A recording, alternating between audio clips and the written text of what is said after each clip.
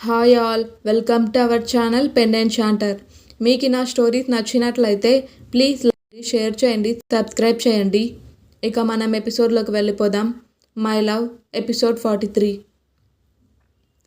శ్వేత గదిలోకి రాగానే ఆకాష్కి కాస్త ఉపశమనం కలిగింది. శ్వేత ఇప్పటి వరకు చాలాసార్లు అతనికి సారు చెప్పింది, కానీ ఆకాష్ ఆ సమయంలో వాదించే మూడ్లో లేడు. శ్వేత టవల్ని మరోసారి ఐస్ వాటర్లో నానబెట్టి ఆకాష్ ఛాతీ మీద వేసింది.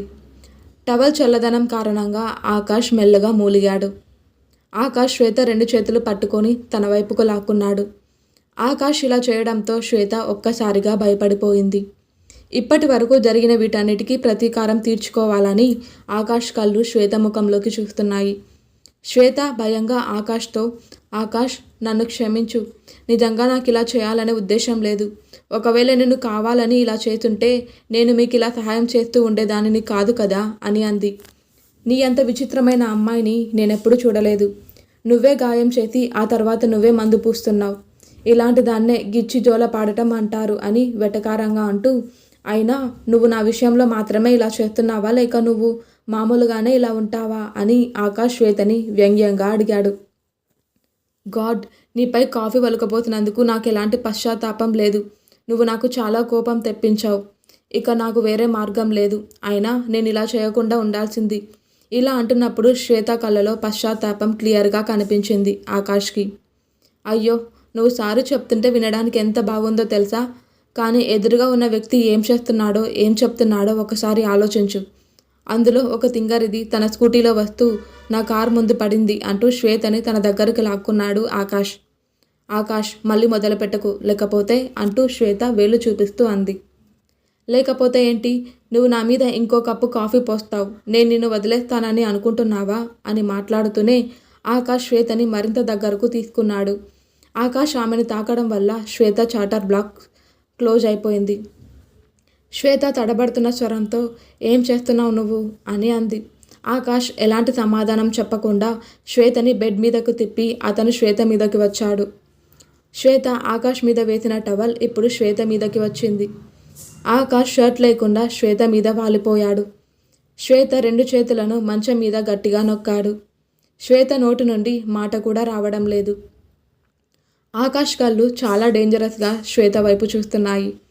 శ్వేత కదలలేక ఏమీ మాట్లాడలేకపోయింది. ఆకాష్ అలా తన మీదకి వచ్చి ఇలా పట్టుకోవడంతో భయంతో శ్వేతకి మాటలు రావడం లేదు.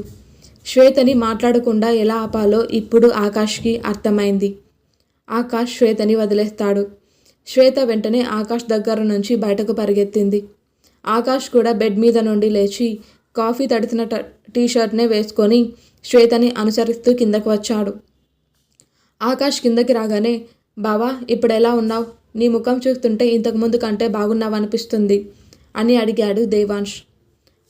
నేను ఇంతకుముందు కంటే బాగున్నాను. ఆ బర్నింగ్ ఎక్స్ప్రెస్ నాకు ఫస్ట్ ఎయిడ్ చేసింది అని శ్వేతని మెచ్చుకుంటూ అన్నాడు ఆకాష్. శివాని నవ్వుతూ, మీరు శ్వేతకి పేరు బాగా పెట్టారు, బర్నింగ్ ఎక్స్ప్రెస్ అని నవ్వుతూ అంది. శ్వేత చిరాకుగా శివానితో, నువ్వు నా పార్టీనా లేక వాడి పార్టీనా అని కోపంగా అడిగింది. దానికి శివాని బదులిస్తూ, మీరు ఇంకా ఒకరితో ఒకరు గొడవ పడుతున్నారు.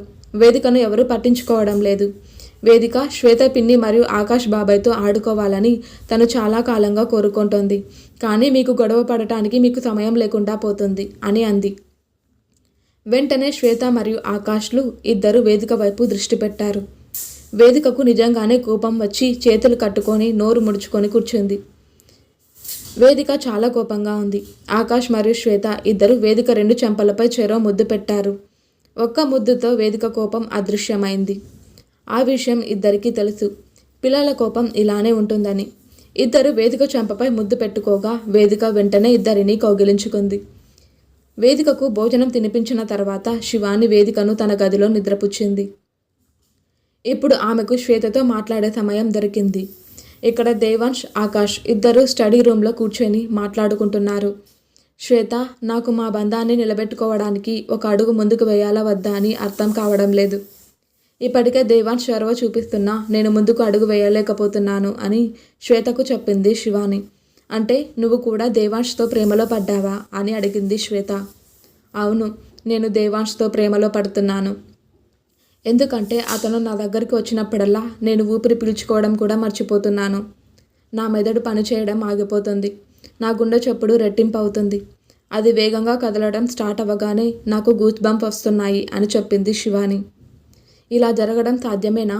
ఇలా అవుతుంది కాబట్టి నువ్వు దానిని ప్రేమగా భావిస్తున్నావా అని శ్వేత శివానిని ఎగతాళిగా అడిగింది. నీకు నేను చిన్నప్పటి నుండి తెలుసు. నేను ఇలాంటి సందిగ్ధంలో పడటం నువ్వెప్పుడైనా చూసావా? దయచేసి నన్ను కంగారు పెట్టకు. నేను ఇప్పటికే చాలా గందరగోళంలో ఉన్నాను. ఈ సంబంధం కేవలం బలవంతంతోనే మొదలైందని నాకు తెలుసు. కానీ కాలం గడిచే కొద్దీ నేను దేవాంష్ని అంతగా ఇష్టపడటం ఎప్పటి నుండి ప్రారంభించానో నాకే అర్థం కావడం లేదు. దేవాంష్ని చూడకుండా ఒక్క క్షణం కూడా ఉండలేకపోతున్నాను. అతను నాకు చెప్పకుండా వెళ్ళిపోయాడని నేను ఎలా ఫీల్ అయ్యానో ఆ రోజులు గడిపానో నాకు తెలుసు అని కోపంగా బదిలిచ్చింది శివాని. అవును, ఇప్పటికీ అర్థమైంది. మరి నువ్వు ఇంకా దేనికోసం ఎదురు చూస్తున్నావు? నువ్వు కూడా లేట్ చేయకుండా దేవాంష్కి నీ ఫీలింగ్స్ చెప్పు అని శివానికి వివరిస్తూ చెప్పింది శ్వేత. నువ్వు చెప్పింది నిజమేనని నేను అనుకుంటున్నాను. నేను దేవాంష్ ప్రేమను అంగీకరించాలి. దేవాంష్ కంటే మంచి జీవిత భాగస్వామి నాకు ఎప్పటికీ దొరకడని చెప్పింది శివాని. ఇద్దరు మాట్లాడుకోవడంలో బిజీగా ఉండగా దేవాంష్ గది తలుపు తట్టి లోపలికి వచ్చాడు. దేవాంష్ తన ముందుకు రాగానే శివాని చాలా సిగ్గుగా అనిపించింది. దానివల్ల వాళ్ళు తన గురించే మాట్లాడుకుంటున్నారని ఊహించడంలో దేవాంష్ పెద్దగా కష్టపడలేదు. శ్వేత లేచి, సరే నేను బయలుదేరుతున్నాను. ఏది ఏమైనా ఆ ఆకాశ అనే దయ్యం నా సమయాన్ని చాలా వృధా చేసింది. నేను ఈరోజు బట్టలు డొనేట్ చేయడానికి అనాథాశ్రమానికి వెళ్ళాలి అని చెప్పింది. శివాని లేచి శ్వేతని కౌగిలించుకుంది. శ్వేత అక్కడి నుండి బయటకు వెళ్ళిపోయింది. మెట్లు దిగుతుండగా మరోసారి శ్వేతకి ఆకాష్ ఎదురుపడ్డాడు.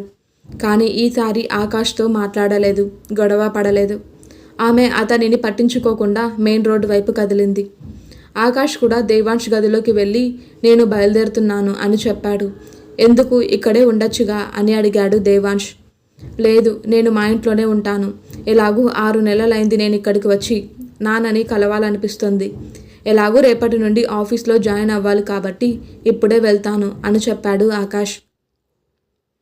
దేవాంష్ ఆకాష్ని కౌగిలించుకొని సరే మళ్ళీ కలుద్దాం, త్వరలో ప్లాన్ చేసుకొని బాగా టైం స్పెండ్ చేద్దాం అని అన్నాడు. ఆకాష్ కూడా అక్కడి నుండి తన ఇంటికి వెళ్ళిపోయాడు. ఇప్పుడు ఆ గదిలో శివాని దేవాంష్లు మాత్రమే మిగిలారు.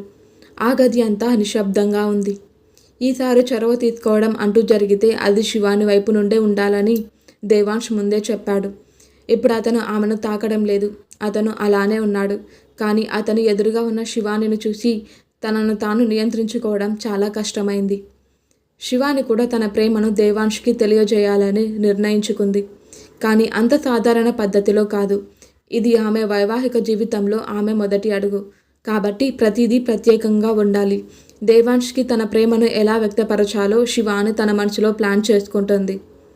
ఆ సమయంలో దేవాంష్ శివాని ఇద్దరూ ఏమీ మాట్లాడలేదు. అయితే శివాని మాత్రం దేవాంష్ ప్రేమను ఎలా అంగీకరించాలో, తన భావాలను ఎలా చెప్పాలో ఆమె మనసులో ప్లాన్ చేసుకుంది. ఆమె రేపటి కోసం ఎదురు చూస్తుంది.